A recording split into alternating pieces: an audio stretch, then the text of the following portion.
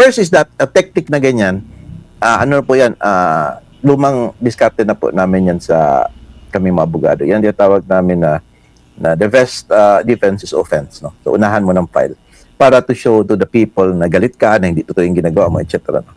But accusing someone of an offense is different from proving it in court. No? If that will win, if he will win or not. No? Attorney, nag-file po ng kaso ang si Senador Erwin Tulfo. Erwin Tulfo, pareha kasing win.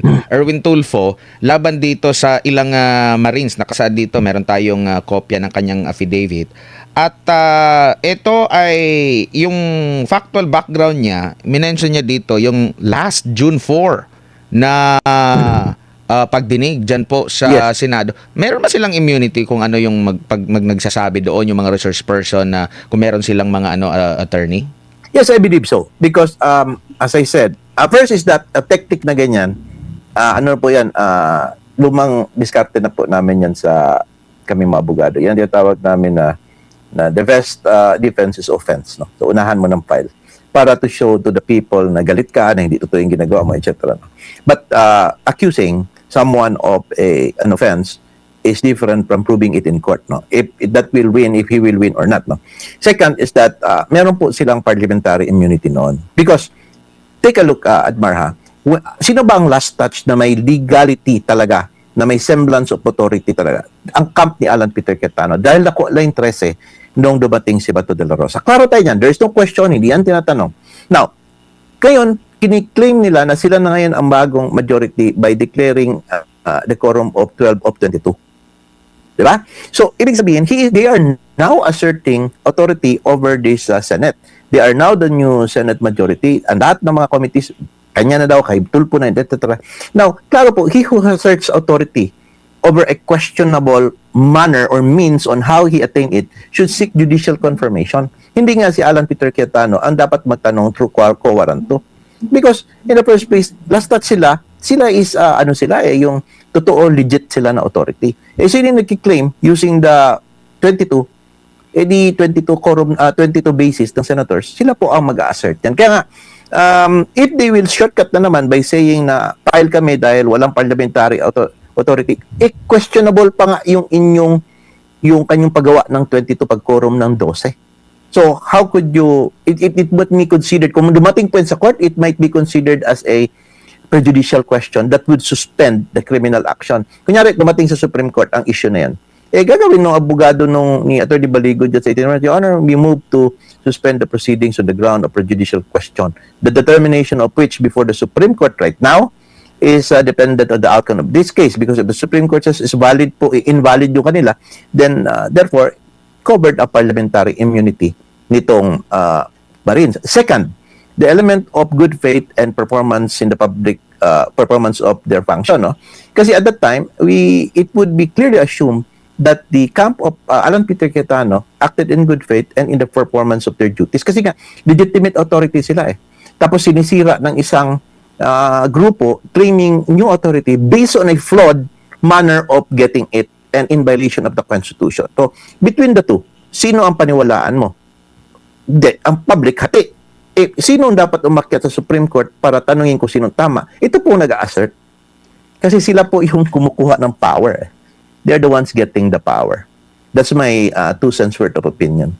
Sa mga nababalitaan natin, nababasa rin natin, na magsabot-sabot na lang sila. Pwede ba yun? Na mag-uusap-usap na lang sila? May dalawang leader o ganyan, dalawang faction. Pwede ba yun, sir? Well, actually, sabi ni Alan Peter Cayetano, which I appreciate his gestures, no? Kristiyano kasi talaga yung tao. Sabi niya, I'm not bending the law, but I am going to bend backward for the Senate employees. Is a bit afraid yung mga sweldo ng mga empleyado doon na hindi mabigay because nga, hindi alam kung sino susundin. No? And for that reason, he even offered na, sige, tayong dalawang pirma without labels para lang doon makasweldo ang mga tauhan doon at magkaroon po ng hindi pagkakaunawaan sa loob. Pero hindi yata pinansin. No? So, it was a gesture na just to, for the meantime, just to yung mga basic services sa ng Senate, yung mga sweldo ng empleyado, magtuloy lang. No? Kasi sabi niya, hirap naman, punta naman tayo sa land bank, papalitan na naman, etc. Marami siya, mga signatories daw. Tapos yung, di ba? So, he was giving that gesture para usap tayo, para ganito.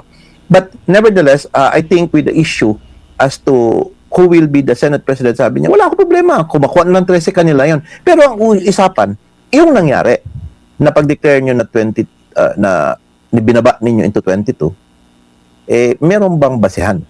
At ang pag-claim nyo ng Blue Ribbon Committee, may basihan ba? Tapos yung pag-conduct namin ng hearing ng Camp de la Cayetano, legal ba yun? Yun ang naman na iiwan na issue. Kasi later on, pagdating sa July, suppose, based doon sa ating naririnig sa mga Marites groups na may lilipat daw, allegedly si Joel Villanueva and 2 more, no?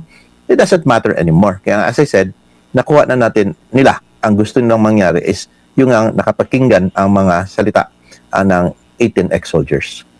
Opo. Sino po ang magko-question? Pwede mag-question ito sa Korte Suprema, mga attorney?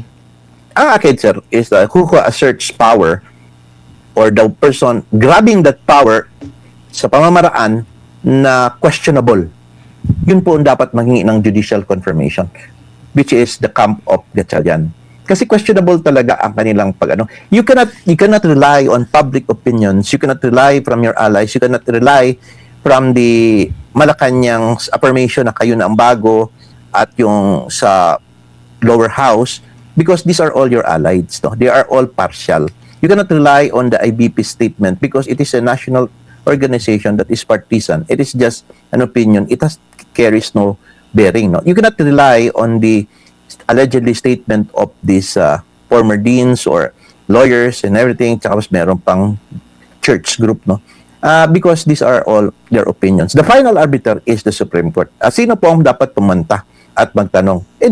Yung pong kumukuha ng power, yun pong nakiklaim na amin na ang Senate majority. Sila, Gatchalian po na kampo.